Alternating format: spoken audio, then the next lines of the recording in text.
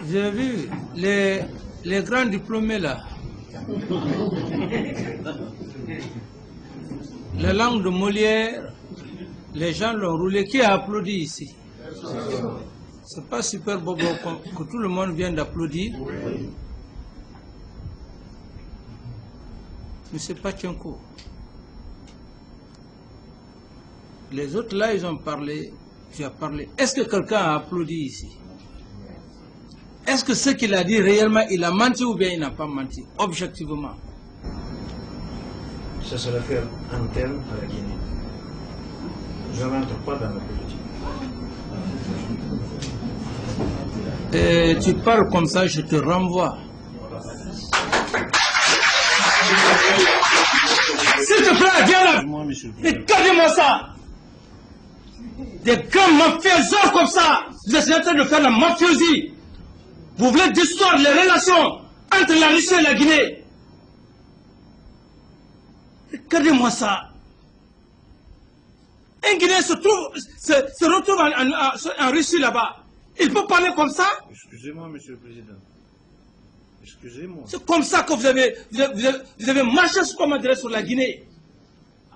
Vous vous êtes embourbé avec l'ancien gouvernement. Tu as parlé. Est-ce que je t'ai parlé? Je t'ai interrompu? Quand ces gens ont parlé, j'ai parlé. Je prends l'exemple sur Super Bobo. C'est aux Guinéens d'ailleurs que je parle.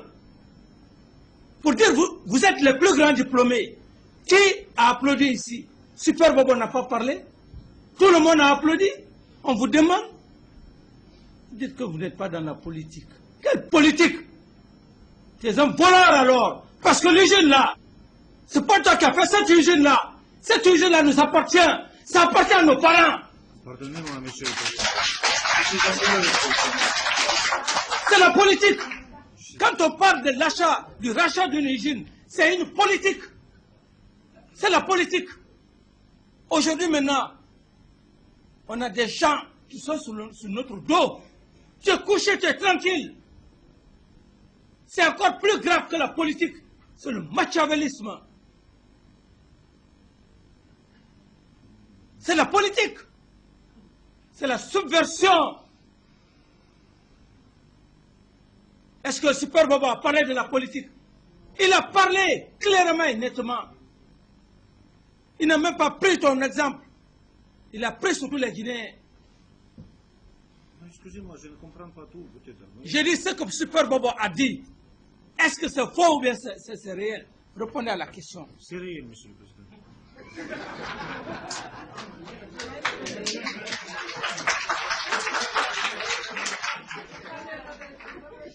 Vous savez, il faut qu'on soit honnête.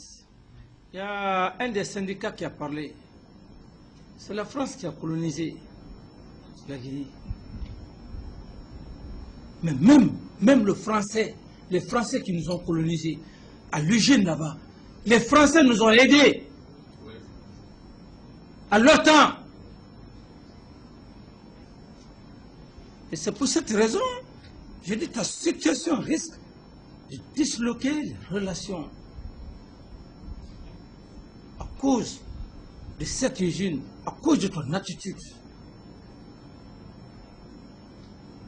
Cependant, le peuple de Guinée reconnaît la Russie de l'Union soviétique. Mais à cause d'un seul individu. Et Super Bobo, il a parlé clairement.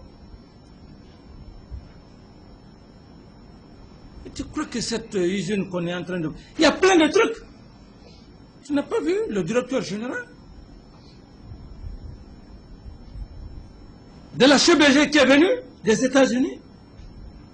Tu as vu tout le respect que je lui ai accordé ici? Si tu n'as pas eu la chance, cherche à voir la bande. Avec tout le respect, tout le comportement.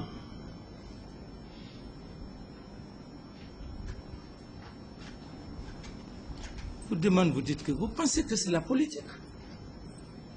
Monsieur le Président, excusez-moi. Tu dis que tu n'es pas politique. Est-ce qu'on est en train de parler... Attends, on est en train de parler de partis politiques ici? Non, je vous demande, est-ce qu'on discute d'un problème de parti politique? Non, Monsieur le Président, non. C'est pas l'usine, c'est pas l'économie, C'est l'économie. n'est-ce pas? Oui. Les Guinéens sont perdants, on a des problèmes. Et comment avez-vous fait ce contrat? Ce contrat fait, aujourd'hui on a des problèmes. L'État n'a rien. Et ce n'est pas vous qui avez construit cette usine.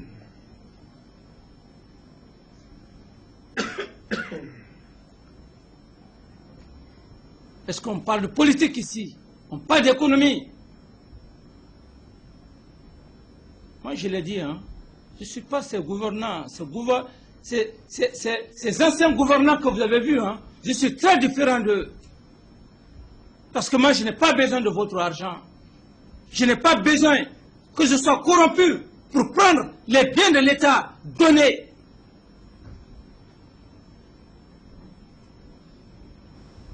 Aux personnes qui ne peuvent pas penser à cette nation. Non, je suis très différent. C'est pourquoi je parle avec fierté. Je n'aurai jamais besoin d'un sou de vous. Même si vous me donnez combien de millions de dollars, je n'en ai pas besoin.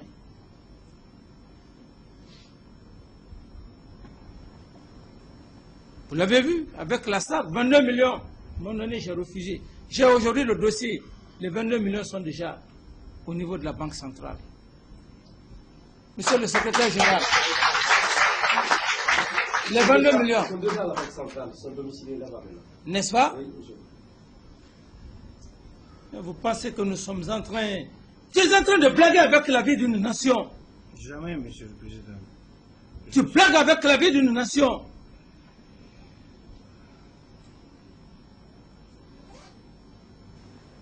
Excusez-moi, Monsieur le Président. Est-ce que vous pouvez... Ton attitude, ta façon de répondre. Tu crois que tu as affaire, aux gens que tu as connus? Monsieur le Président, excusez-moi. Faites le faveur, excusez-moi. Si j'étais impoli, excusez-moi. Peut-être que je n'ai pas compris tout. Vous pouvez pardonner au moins que je ne sais pas dans la langue morière. Maintenant, je vous demande,